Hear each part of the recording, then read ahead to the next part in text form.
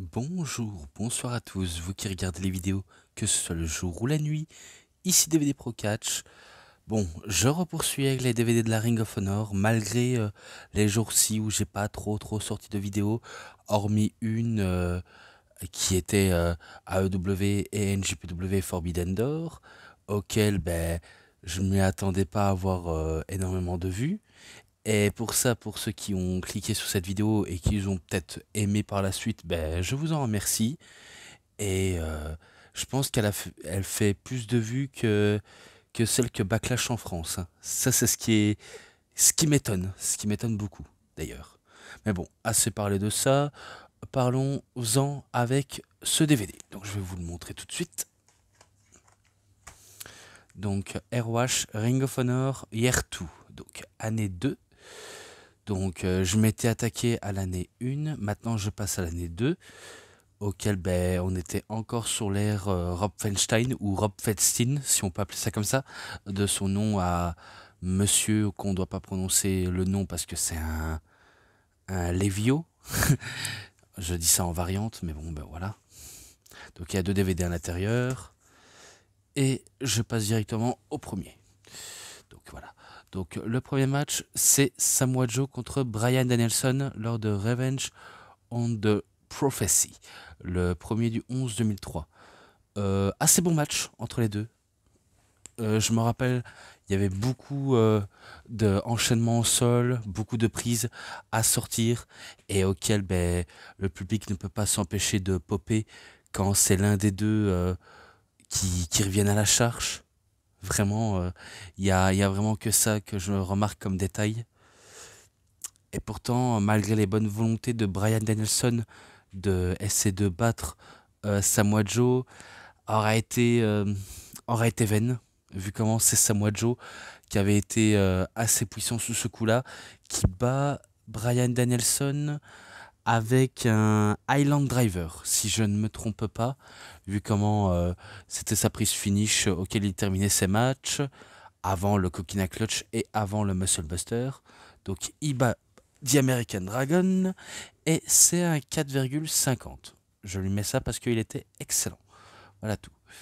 Ensuite, le suivant, euh, Paul London est contre AJ Styles, pardonnez-moi, contre AJ Styles contre Low-Ki, donc un match triple threat ou three-way dance pour devenir le challenger numéro 1 pour le trophée de la Ring of Honor. Et c'est pendant One Year's Anniversary Show, donc les 1 an de création pour la Ring of Honor qui a été créée en 2002, et que maintenant on fête ça avec un excellent bon match aussi. C'est tout ce que je peux dire, et ça s'est déroulé le 2 du 8 en 2003. Ouais, les deux aussi c'était excellent, très excellent même, auquel ça n'a pas, on va dire, le même niveau que Joe et Danielson, mais quand même excellent tout de même. On va pas se le cacher, vraiment pas du tout. Peu importe le nom du vainqueur qui pourrait être le challenger au trophée, ça m'aurait largement surpris, ou alors ça m'aurait vraiment beaucoup plu. Moi, peu importe, je regarde et je me pose pas de questions. Eh ben, c'est ce que je me suis dit. Est-ce que c'est AJ? Est-ce que c'est Loki ou Paul London? Bref, peu importe, que le meilleur gagne. Et finalement, c'est Paul London qui bat Loki, et AJ Styles. Je crois qu'il a fait son 450 splash sur AJ pour remporter le match, si je ne me trompe pas. Et auquel ce match-là, c'est un 3,90 ou 90 si vous préférez. Voilà, c'est tout ce que je peux en dire. Ensuite, Xavier contre Paul London pour le titre du monde de la Ring of Honor pendant le même événement de show. Donc j'ai cru que c'était pour être le challenger au titre numéro 1. Donc ils auraient dû marquer ça, ça aurait été beaucoup plus simple, mais non. Donc apparemment, c'est justement ça. Ils n'ont pas perdu de temps. Ils ont commencé à booker ce match, et auquel ça s'est parti comme sur des roulettes. comme sur les chapeaux de roue, appelez ça comme vous voulez en termes d'expression, parce que c'est vrai que je ne suis pas doué pour tout ça, mais bon. Dans ce match-là, bah, excellent, vraiment excellent, même si Xavier se montre un peu hautain, un peu, un, un peu l'air sous-estimé, Paul London. J'allais dire Logan Paul, c'est génial.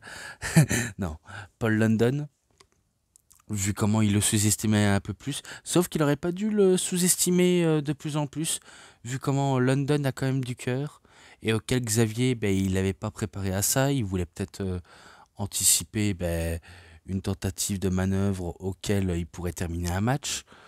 Sauf qu'il aura fait euh, ben, au milieu de la fin, tout simplement. Bref, moi, mes explications, c'est pas des fois logique, mais j'essaye d'y aller à l'essentiel.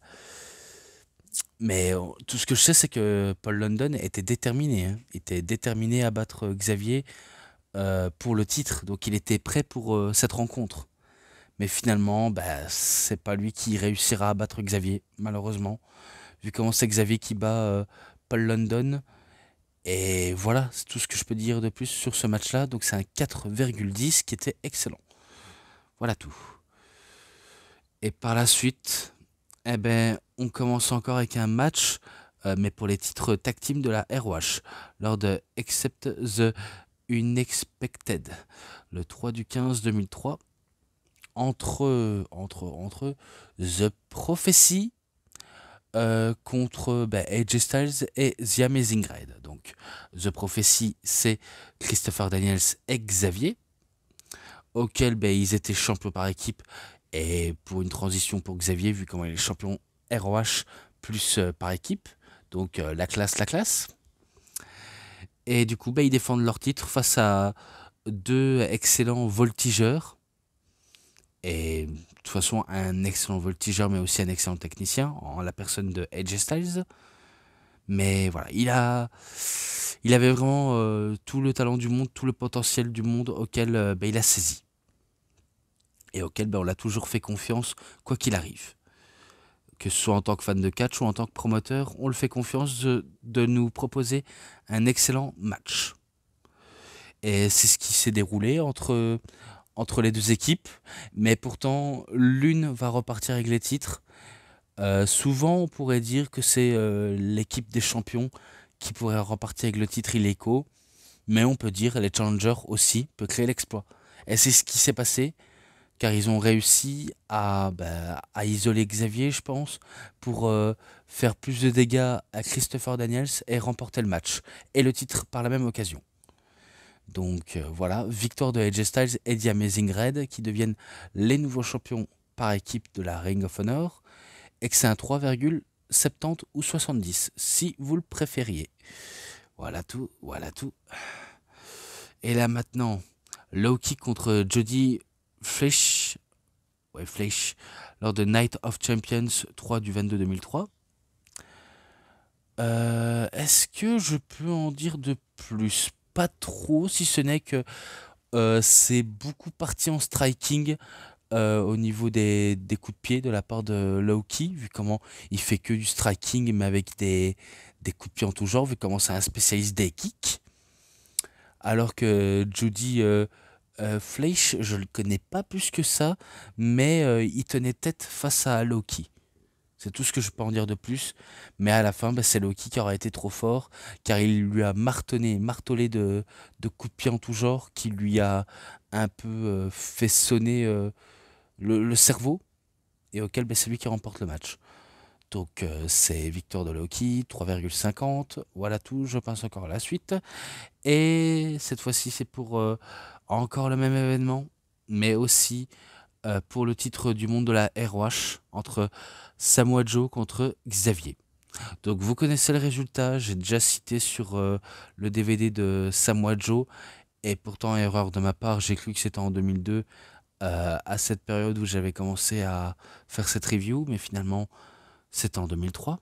Donc c'est moi qui m'étais complètement embrouillé pour rien. Donc auquel, vous savez, c'est victoire de Samoa Joe qui bat Xavier. Parce que j'ai pas besoin de faire un long résumé sur ce match, si ce n'est que c'est victoire de Joe. tout simplement. Et donc, 3,60. 3,60, victoire de Joe. Et c'est comme ça comment son règne va durer très très longtemps, auquel la plupart des catcheurs ont voulu tenter, mais ils ont pas resté plus longtemps. Donc voilà. Je poursuis par la suite. Et la suite, c'est un Tour of the Three Falls, The Epic Equators, le 4 du 12 2003.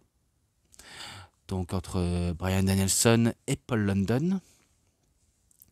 Pourtant, quelle sacrée confrontation entre le Dragon et l'un des catcheurs les plus prodigieux aussi, parce que Paul London, faut savoir, c'est que malgré qu'il était jeune peut-être à cette période-là, il était quand même assez prodige, vu comment il apprenait tellement vite, et auquel il était déjà préparé malgré son jeune âge. Je sais pas quel âge il avait, mais en tout cas, quelle forme olympique qu'il avait. Hein. Quelle forme. Tout ce que je sais dans le match-là, on sait, on connaît un peu le tarif. L'un des deux peut remporter un match au début. Après le deuxième, si c'est le même qui gagne, il va avoir sûrement les choses à clôturer. Ou alors si celui qui avait subi le pin au début du match peut reprendre l'avantage. Et qui sait, ça peut repoursuivre à une nouvelle victoire. Donc ça, c'est des choses qu'on connaît et auxquelles... bon après, moi je n'étais pas à partie sur l'un des deux. Du fait que l'un des deux remporte un match, ça me convient le plus. Mais il a été épique parce que les deux nous ont montré une sacrée démonstration de technique tout en essayant de raconter une histoire. Pourtant, je ne sais pas s'ils avaient eu une très très grande histoire ensemble.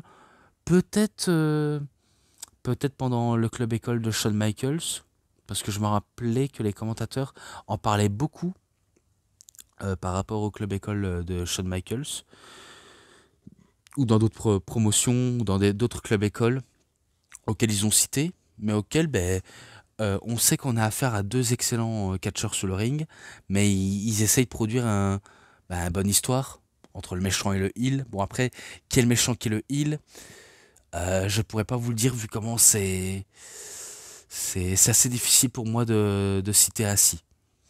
Et pourtant, malgré que l'un des deux ont remporté un match chacun, l'un d'entre eux deux allait remporter vainqueur. Et c'est finalement Paul London qui arrive à bout de Danielson en le battant, je crois, qu'un 450 splash pour le faire battre. Donc, c'est victoire de Paul London, comme je viens de dire, et c'est un 4,60.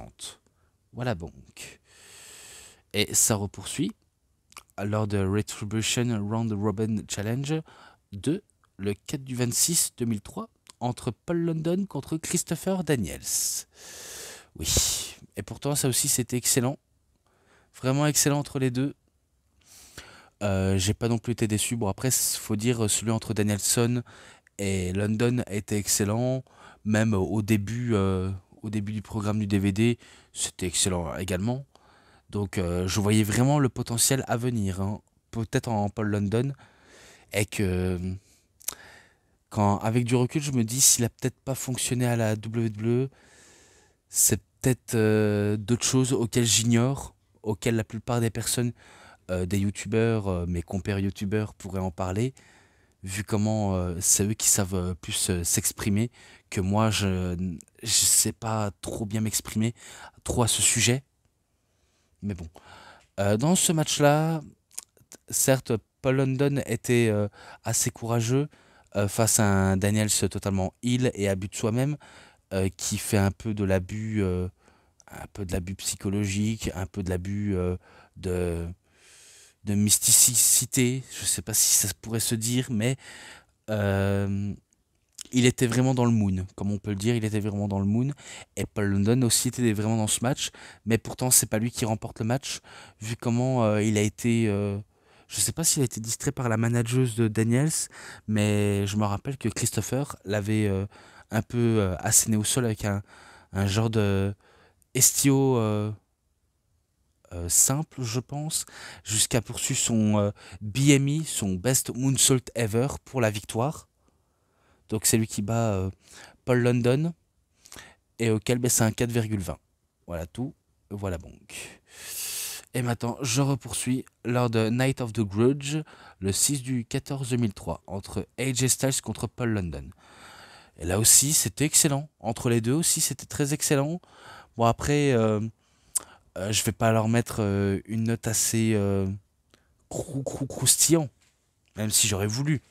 Mais à vrai dire, je suis pas, on va dire, trop, trop favoritisme pour chacun d'entre eux. Même si j'adore les catcheurs, mais je peux pas, on va dire, leur laisser un 5 un 5 un 5 un 5 dans chaque des matchs, ou encore des 4 je sais pas combien de chiffres pour leur faire un minimum de la lèche. C'est quand ils font un meilleur contenu sur le ring auquel je peux accepter ce dire. Et c'est malheureusement AJ Styles qui remporte le match, parce qu'au détriment de Paul London qui était dans le match et qui pourrait surprendre plus d'un, mais finalement c'est AJ Styles qui remporte le match avec un gros Styles Clash et auquel il a fait émerveiller la foule tout simplement, comme à son habitude. Et pour ça, ce match-là c'est un 4, donc je lui mets un 4 pour ce match. Et je poursuis au DVD 2. Et pendant le DVD 2, c'est pour le titre du monde de la Ring of Honor entre Samoa Joe contre Dan Maff. Lors de Wrestle Reeve 03, le 6 du 28 2003. Donc, dans ce match-là, je sais que j'ai déjà cité dans le DVD de Samoa Joe, peut-être pas dans celui où il est marqué à World Champion. Je me rappelle dans le World Champion, auquel c'était un DVD normal de Samoa Joe, auquel j'avais déjà cité, et auquel c'était un combat de deux gros monsieur qui se foutaient sous la tronche, parce que c'était des montagnes de muscles, enfin, plutôt pour Dan Maff, parce que Samoa Joe, il a jamais été autant musclé. À vrai dire, il était un peu, pas courte sur pattes, mais il était un peu fait de un peu de chair et un peu de gras, mais aussi sinon un tout petit peu de muscle, mais rien de plus. Et pourtant, c'est pas ça qui l'empêche de rivaliser avec des gros monsieur bien durs, bien baraqués, hein. Parce que il arrive quand même à en venir à bout de Dan Maff. Parce que voilà, sans trop de surprise, je connais le résultat. Et c'est un 3,50 pour ce coup-là. Donc voilà, assez simple et efficace. Et là maintenant, lors d'un Fight Without Honors, dans le même registre du show, entre Trent Acid contre Homicide, qui a été très très brutal entre les deux. Je me rappelle, ça a été très brutal, et pourtant, au début, Trent Acid faisait un peu le beau avec Homicide, par exemple, quand il s'adresse au public et que le public réclame qu'il enlève son fameux veste, eh ben, il enlève sa veste pour nous montrer ses beaux abdos, pour faire crier la jante féminine. Et pourtant, avec Homicide, faut pas trop jouer au BG. Vraiment pas, parce que le reste, ça va s'en suivre des multiples prises à gogo et aussi des armes qui vont aussi sortir, vu comment tout est logique et tout est permis aussi à la fois. Donc tout est réellement passé, tout est vraiment passé par-dessus. Pourtant, j'étais persuadé que ce serait Homicide qui allait remporter le match, mais il y avait une intervention de son partenaire à Trend Acid. D'ailleurs, on va y venir sur le nom de l'équipe parce que pour l'instant, je veux pas trop spoiler, mais le nom de son partenaire, c'était Johnny Cashmere, qui était intervenu dans le match pour aider son ami à remporter le match face à Homicide. Un truc qu'il a tenté, et pourtant, quand Homicide s'est débarrassé de l'ami de Acid, eh bien, il a voulu tenter avec son Cop Killa. Mais Trend Acid, il tient à sa vie, il ne veut pas mourir suite à un simple prise trop dangereux pour lui, qui décide de retourner la situation par n'importe quelle occasion. Et pourtant, il va réussir à surprendre Homicide et c'est lui qui va avoir la victoire. Tout simplement. Et pour ça, ce match-là, c'est un 3,70 ou 70 si vous préférez. Voilà donc. Et là, encore un match pour le titre du monde de la Ring of Honor, mais lors de Death Before Dishonor, lors du 7 du 19 2003, entre Samoa Joe et Paul London, qui était aussi bien, qui était cool. Et à ce qui paraît, si jamais Paul London perdait, il quitterait la Ring of Honor, soit parce que il avait signé un contrat avec la WWE pour faire un essai ou apparaître à la télévision dans le main roster, ou alors s'entraîner dans un club école qui était la Ohio Valley Wrestling, je pense. Et pour ça, pour le coup, il nous propose un excellent match face à Samoa Joe que malheureusement il va perdre et auquel il faut reconnaître Joe était meilleur que London à ce type de match, malgré que London avait du cœur pour toute la préparation qu'il a fait. Et pourtant, ça n'empêche pas les deux antagonistes de se serrer dans les bras sur l'applaudissement de la foule et des collègues catcheurs, auxquels ils vont tous les deux faire une promo. Surtout London, il va faire que des promos par rapport à la plupart des gens du vestiaire auxquels il a adoré de travailler. Parce que je me rappelle qu'il va passer de longues minutes à les complimenter, à les féliciter et à leur souhaiter bonne chance pour l'avenir de cette structure, tout simplement. Donc voilà, ce match-là, c'est un 3,70 aussi parce que je m'en étais pas rendu compte que c'est exactement le même chiffre, mais bon, on s'en fiche vraiment. Mais bon, et là maintenant, lors de Tradition Continues, le 10 du 16 2003, entre AJ Styles contre CM Punk, qui était bon. Et à l'époque, il faut savoir, c'est que CM Punk savait encore catcher. Bon, bref, c'était pas le meilleur technicien ever, mais il faisait de la technique. Et malgré qu'il n'était pas non plus très doué, il réussit quand même à s'en sortir et à faire bonne impression.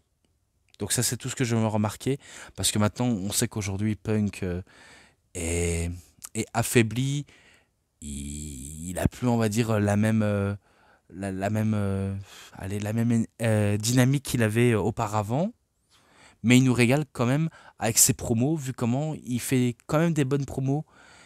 Et même si je reconnais d'avoir dit que c'était CM Pute, je peux pas m'empêcher de dire que ce qu'il fait est excellent, malgré tout. Et quand il va revenir, espérons qu'il va faire un peu de très bon progrès sur le ring. Bon, après, on n'est jamais sûr. On n'est jamais réellement sûr. Mais bon. Dans ce match-là, même si Punk était dessus sur Styles, il va quand même se manger des multiples prises comme le pelé kick et toute autre prise qui va se manger un ultime Styles Clash de la part de AJ Styles. Donc, c'est victoire de AJ Styles. Et c'est un 4,5. Voilà, c'est un 4,5.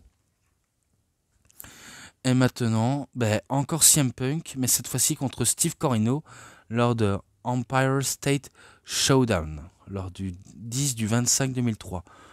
Alors, il faut savoir qu'au début, ça a commencé avec l'annonceur qui a cité, et quand je dis bien cité, c'est citer tous les noms, tout le parcours et tout le tralali, le tralala que Corino a demandé à le dire en micro, devant un public fan de la Ring of Honor.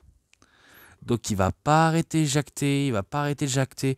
Et là, quand je me tourne et que je m'occupais d'un autre truc, je me soucie pas de ce qui se passe un peu à la télé, à part écouter ce qu'ils disent. Et je me suis dit, ah bon, ça va encore continuer encore de jacter de tous ses exploits, jacter tout le palmarès, tout le vécu.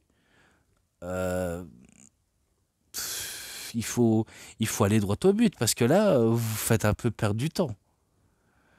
Et après, ça s'est terminé. Ça s'est terminé pour Steve Corino. Et pour un peu enfoncer un peu le clou dans la planche, dans le plancher si vous voulez, CM Punk à son tour commence à sortir un script auquel il demande au même annonceur de citer tout ce que CM Punk a à dire.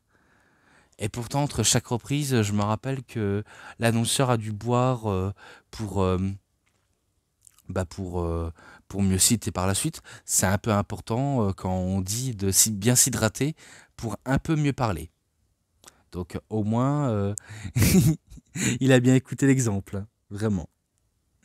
Donc pareil, c'est des discours interminables auxquels on a écouté et que moi j'étais en mode ouais, allez-y, hein, continuez bah, à faire tout ce que vous faites parce que tant que tant que le match n'a pas démarré, ben, vous pouvez jacter autant que vous voulez.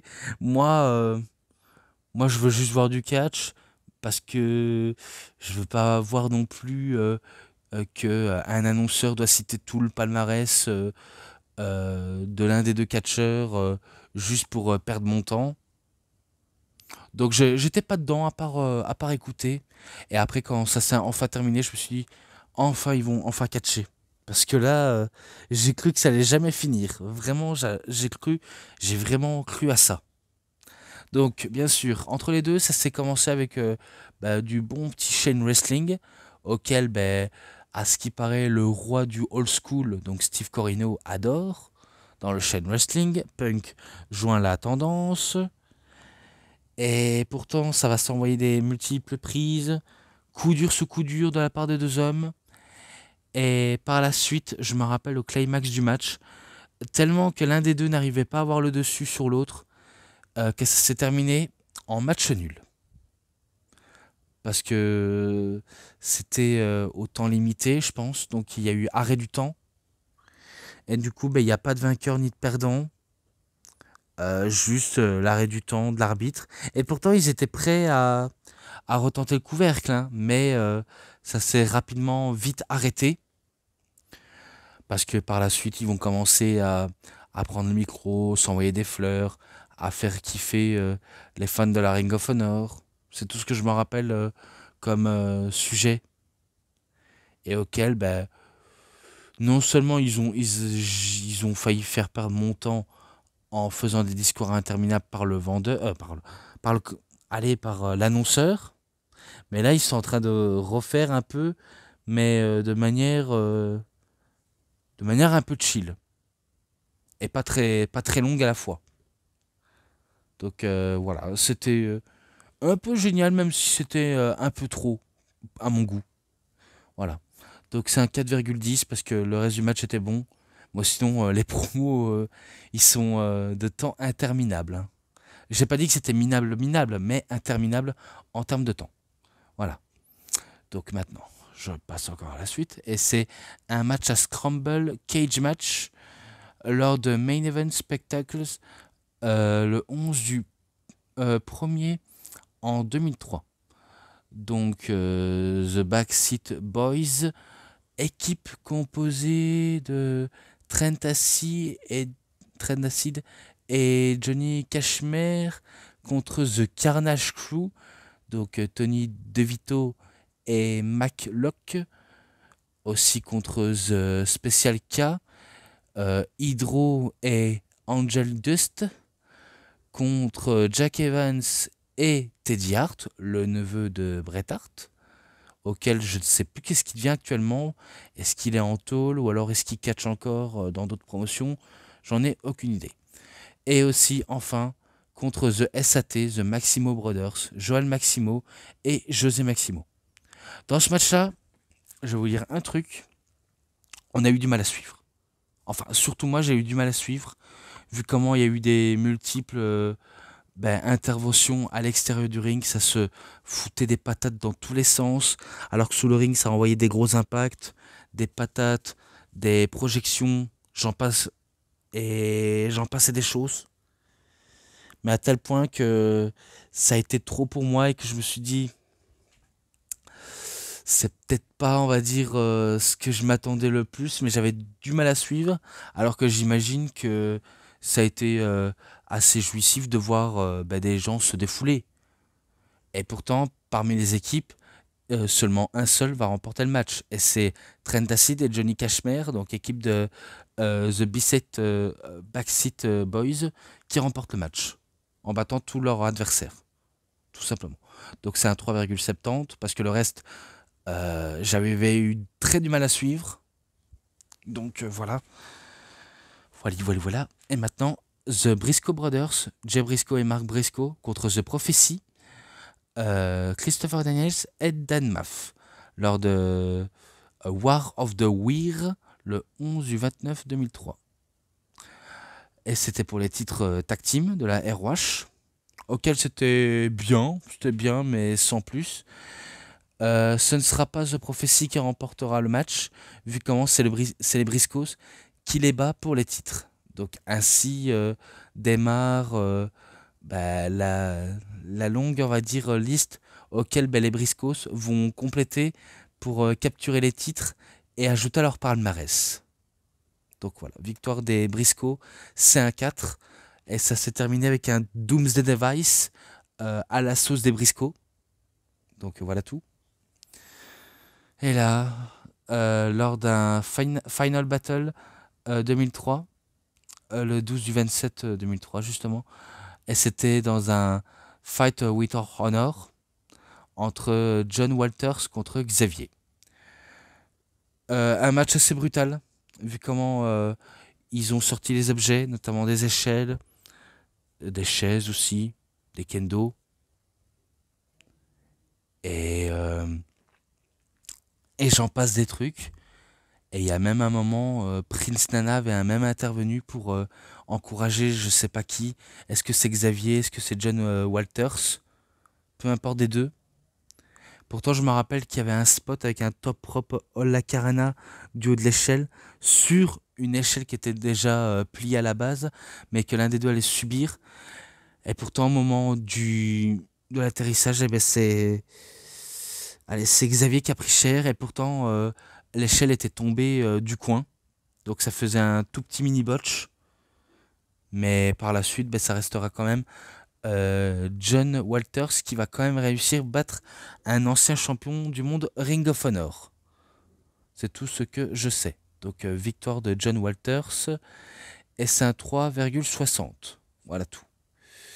Et maintenant, le début de la fin, toujours dans le même show de Final Battle, AJ Styles contre Kaz Hayashi. Excellent, très excellent entre les deux. Bon, il y avait un côté pour Wrestle Style de la part de Kazashi et le côté agile et aérien de AJ Styles a fait le bon taf aussi. Et auquel je vais spoiler pour aller droit au but. Ce sera AJ Styles qui va en venir à bout de Kaz Hayashi avec un ultime Styles Clash. Tout simplement. Et pour ce match-là, 4,5. Voilà bon. Donc pour clôturer le fait, les matchs ensemble, 4,70 ou 70. Voilà bon. Donc je pense que ça a été tout pour cette review du DVD. Mais, avant qu'on parte, je vais vous montrer ce que j'ai pris. Donc ça va parler de autre chose hors sujet, mais auquel je tenais à le faire. Donc voilà. Donc voici pour les achats. Je vais vous le montrer. Oh. Voilà ce que j'ai pris. Donc tout d'abord, le Backlash 2002, auquel le vendeur m'a gentiment proposé que je l'achète, avant que je leur dise que maintenant ce sera la dernière fois que j'achète, vu comment j'ai plus de place. Mais bon, c'est quand même généreux de sa part. The Phenomenal One, premier volume de AJ Styles, en 2 DVD, donc c'est celui qui me manquait, auquel, voilà, c'est toujours pas le même vendeur, et auquel je le remercie. Et auquel je vais citer avec les DVD de la Ring of Honor en même temps. Et là, c'est pas un CD de catch, mais un DVD de Soprano que j'ai acheté à la Fnac de ma région. Je l'ai écouté récemment. C'est pas mal, c'est sympa. Tout ce que je peux en dire. Et le tome de Naruto, Sasuke Retsuden, du chapitre 1 jusqu'au 2, en version française. Je l'ai pris parce que je me suis dit, j'ai un peu pas mal de tomes Naruto auxquels je voulais m'en acheter, donc je trouve assez sympa de le prendre. Voilà, bon. Et là, un jeu de Suicide Squad, Kill the Justice League, édité par Rocksteady, auquel apparemment ce serait le jeu le moins bon que par la saga Batman Arkham, qui était excellent. Bon, après, je ne l'ai pas encore testé parce que manque de temps, et il faut que je trouve de temps pour essayer de le tester. parce que j'essaie de donner mon avis sur tout, mais voilà bon. Mais sinon, voilà, je l'ai pris parce que j'aimais bien cette affiche, et qui sait, si je le trouverais bon, je le dirai. Pour l'instant, je suis pas encore à là. Jusqu'ici, pardonnez-moi. Et là, un DVD sur Stone Cold Steve Austin, Les Condamnés, auquel ben, je l'ai regardé récemment. C'est pas mal. C'est pas mal. C'est peut-être pas le meilleur film ever de la WWE, mais c'est pas mal. Voilà, moi j'avais quand même bien apprécié, même si c'est loin d'être un chef-d'œuvre, tout simplement. Et là, ben, je me suis pris un série de Game of Thrones.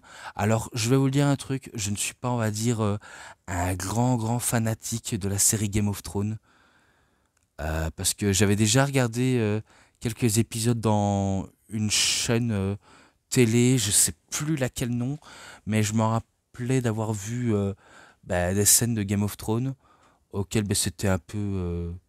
Il y avait beaucoup de sexe, il y avait du sexe, il y avait aussi pas mal de violence, auquel ben, j'avais un sentiment un peu de dégoût, et auquel je me suis dit, ben, je vais essayer de prendre une série, au moins une série, parce que je vais pas faire toute la collection non plus, euh, pour que, pour que je regarde et que je donne peut-être mon avis.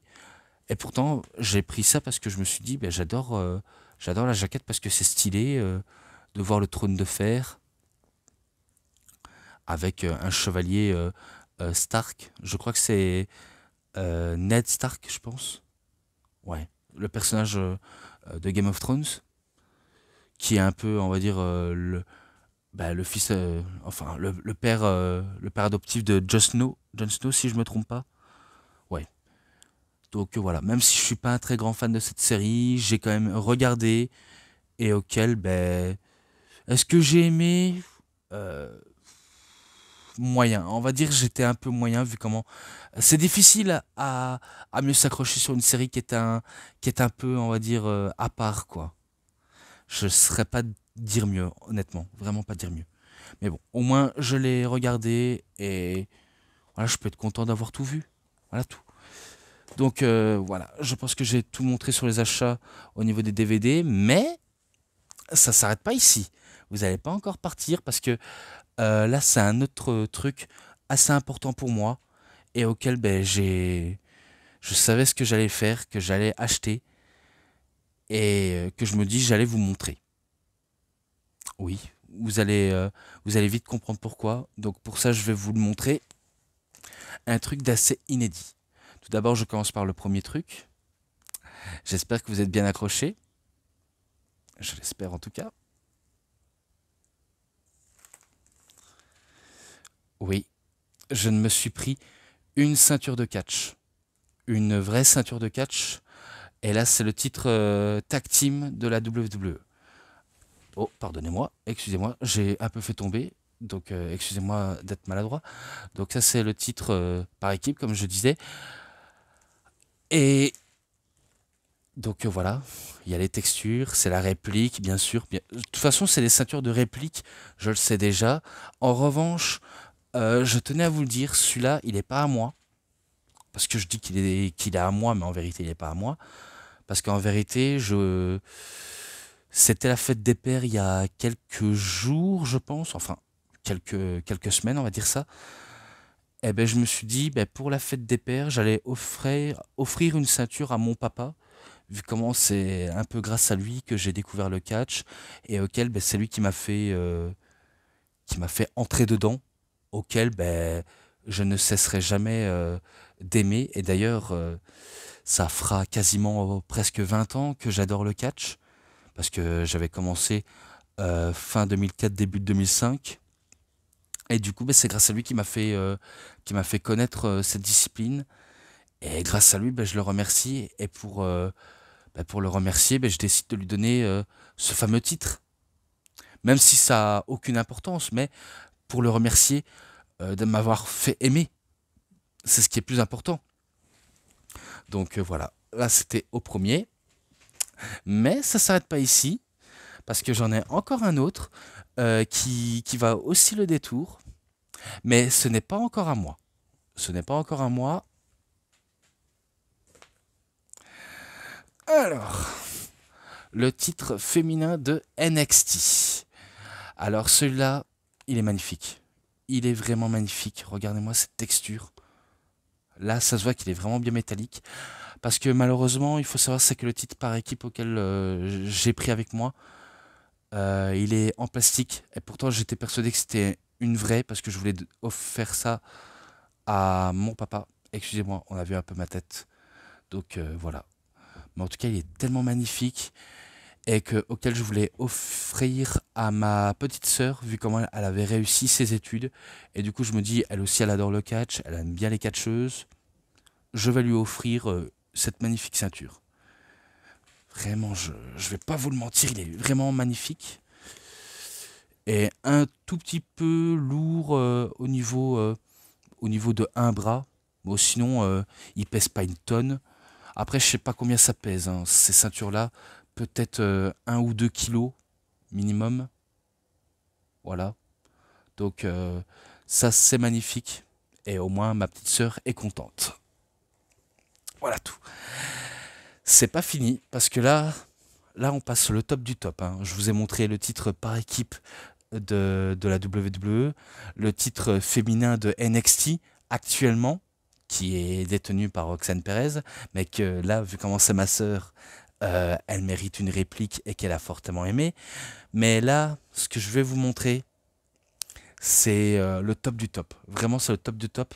Et il fait maintenant partie de ma collection, auquel j'ai quasiment l'œil dessus tout le temps.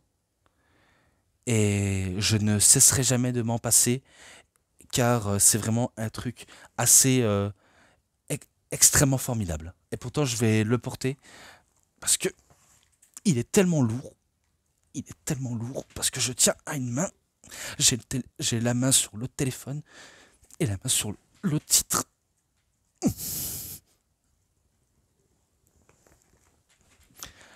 Oui, mes amis, j'ai le titre de la New Japan Pro Wrestling, du titre International Wrestling Grand Prix IWGP.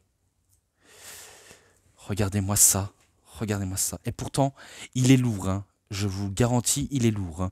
Je me demande s'il fait pas 4 kilos, mais regardez-moi ça. Regardez-moi ça. En plus, il y a les noms marqués dessus, hein. Il y a les noms marqués dessus. Là, je vois euh, Hiroyoshi Tenzan, Bob Sapp, Brock Lesnar, Manabu Nakanishi, Kazushika Okada.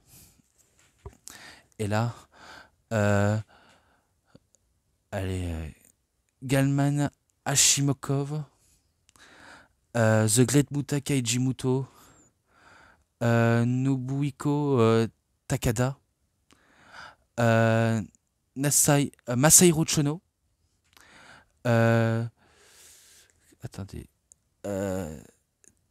Tade, allez, Tadao, Tadao, Yasuda, Yoshihiro, Takayama, Tatsumi Fujinami qui a un peu été effacé par, je sais pas comment ça se fait, mais bon, sinon c'est Tatsumi Fujinami, Tetsuya Naito, et de l'autre côté, Kensuke Sasaki, Antonio Inoki, Big Van Vader, Riki Choshu, Shinya Hashimoto, Scott Norton, Kazuki Fujita, Yuji Nagata, et de là, Shinsuke Nakamura, Satoshi Kojima, Hiroshi Tanahashi, Toji Makabe et AJ Styles. Et là, celle de Kenny Omega. Je vais pas vous le mentir, il est magnifique. Parce que regardez-moi la texture. Et en plus, il est dur, hein. Il est dur, hein. Je comprends pourquoi les titres comme ça, ils sont tellement durs, parce que c'est du vrai plaqué or. Et j'imagine qu'on doit se le prendre en pleine tête, on le sent passer, on doit voir 36 chandelles. Sinon, regardez-moi ça, c'est magnifique. L'une des plus belles ceintures de catch, hein. Là, toute fédération confondue. Même la WWE, je le trouve magnifique. Mais là, c'est magnifique pour la New Japan, hein. Vraiment très très magnifique. Je sais pas si je ferai des collections de ceintures, que ce soit WWE, une de la EW, une de la TNA, ROH, NWA, je ne sais pas, je ne sais vraiment pas. Mais en tout cas, je peux vous dire, elle est magnifique. Là, franchement, je suis fier d'avoir cette ceinture. Après, est-ce que c'est une réplique? Je pense que c'en est une, ou alors c'est peut-être une vraie. Mais sinon, voilà, elle est vraiment balèze. Vraiment, c'est impressionnant. J'adore cette ceinture. Parce que ça court pas dans tous les coins de rue. Et c'est magnifique. Vraiment très très magnifique. Donc voilà. En tout cas, je suis très fier d'avoir cette ceinture.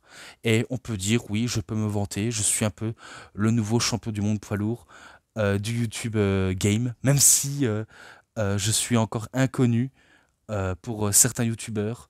Mais dans mon cœur, je suis champion. Je suis champion, tout simplement. Donc pour ça, vous le voyez peut-être pas, mais je lui fais un gros bisou. Un énorme bisou au titre. Donc voilà, c'était tout pour la review, les achats du mois et surtout les fameuses ceintures de catch. Donc ça a été impressionnant pour moi, énorme et génial, chic. Qu'est-ce que vous voulez que je dise de plus? Si ce n'est qu'il faut que je conclue directement cette vidéo au plus vite. Donc voilà, c'est tout pour cette vidéo de review. C'était DVD Pro Catch, j'espère que ça vous aura énormément bien plu. Et si vous avez aimé cette vidéo, vous savez ce qu'il vous reste à faire. Likez la vidéo, commentez, partagez, abonnez-vous à ma chaîne et cliquez sur la petite cloche pour avoir plus des notifications et des prochaines vidéos. Et moi, comme d'habitude, je vous dis bonne journée, bonne soirée à tous. Au revoir tout le monde pour une prochaine vidéo. A plus à tous les fans de catch. Allez, bye bye tout le monde.